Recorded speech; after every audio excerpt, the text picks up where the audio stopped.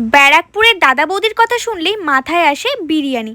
আচ্ছা, বিরিয়ানি ছাড়াও তো অনেক আইটেম আছে, সেগুলোও তো ট্রাই করা যেতে পারে। তাই জন্য আমরা চলে গিয়েছিলাম ব্যারাকপুরের দাদা বৌদির আউটলেটে, আর নিয়ে নিয়েছিলাম ওদের ডায়মন্ড ফিশ ফ্রাই, সাথে মহারানী ভেজ থালি। তো ভেজ থালিতে তো প্রচুর কিছু দিয়েছে, খাবো কি দেখেই তো মনটা ভরে গেল একেবারে। ফার্স্টে সাদা ভাতের সাথে ভেজ ডাল আর গন্ধরাজ লেবু দিয়ে মেখে ঝুরি আলু ভাজা দিয়ে খেয়ে নিলাম, দারুণ লাগলো। আর সাথে ছিল একটা মোচার চপ, যেটা খেতে হেভি ক্রাঞ্চি ছিল। আর দুধ শুক্তোটা তো কোনো কথাই হবে না, দারুণ দারুণ লেগেছে আমার।